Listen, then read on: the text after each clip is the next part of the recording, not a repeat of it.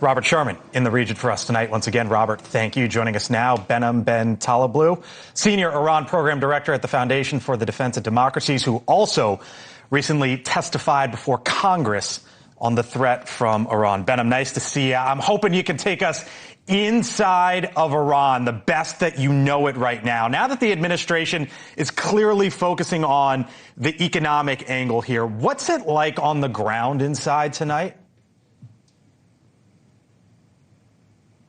Pleasure to be with you, Blake. It depends who you're looking at. If you're talking about the state, this is a hardened, coarsened national security deep state that is really at the helm, comfortable with escalation, more confident in its chances, and it's trying to race the Trump administration, just like its predecessors did in 2019 and 2020 when Max Pressure 1.0 was at the helm. There was sanctions then, there's sanctions now. The difference, the X factor, is, of course, the blockade plus the sanctions. Yeah. And if I had to guess, these guys are gearing down to try to throw the president off course so he doesn't have the time and leverage that these tools offer him. What about, I mean, this is a country of 90 million people, as you know. What about for just the average Iranian inside?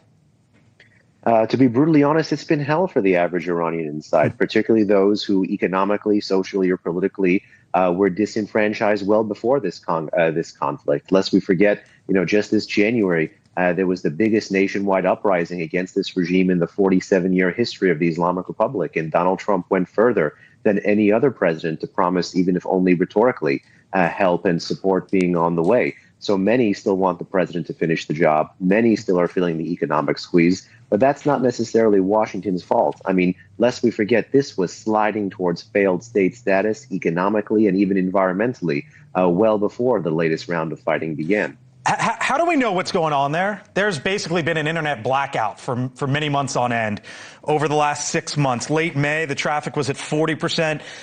August right now, traffic, we believe, at about 59%. There were blackouts there for months. How do we know what's going on? Well, fortunately, those numbers, while nowhere near the 90+% levels of connectivity that you might like to see in a different kind of country, are still a massive improvement compared to what we saw in January, where it was near 1%. It was a almost 3-week nationwide blackout. And then once the war really kicked off, the longest recorded internet blackout in history, 83, 84, 85 days, if I'm not mistaken, the longest recorded one ever, more than the one in Burma. And now with social media somewhat more open, with VPN still there, and with actually bills in Congress about, ways to try to find ways around internet censors, Iranian creativity and Iranian boldness is not stopping the Iranian people from getting their message and voice out there. So the administration is trying to clamp down, right? That is clearly where they are going right now on the economic front. So let me show you, and for our audience here on NewsNation or those listening to us on SiriusXM, inflation in Iran. Dairy, meat, bread, let's call it anywhere from about 115 to 150%. All food together, it's up at 128%. Behnam, as you know, normally when you talk about inflation, you go year over year.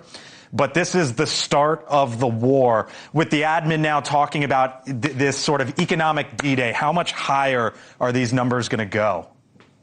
I think they're going to go quite a bit higher, but that's not even just because of max pressure and the blockade. I mean, this was the trend line that we saw in the Iranian economy anyway. The trigger when the rial, the Iranian currency, was massively devalued relative to the dollar. That was the trigger in December 2025 for those massive nationwide protests. And at that point in time, food price inflation, depending on what you were looking at, was anywhere between 70% and 120%, depending on the commodity. And while we do look at inflation year over year, Persian New Year is in March, so that late February trigger does actually give us a more accurate indicator of where this economy is heading. As I said before, this was a country sliding towards failed state status anyway. Right. Now the Trump administration is being able to weaponize and use maximum pressure and the blockade to fight this regime when it's actually quite public about its vulnerabilities. Don't just take it from me. The governor of the Central Bank of Iran 2 days ago on Iranian state TV talked about their vulnerabilities, not having foreign revenue, not being able to repatriate revenue, and essentially not being able to export oil. And those are all things that Trump sanctions target. Wow. Fascinating. Part of the reason why we brought him on tonight, as you can hear there. Behnam Ben Taleblu knows it inside and out. Please come on back again soon. Thank you, sir.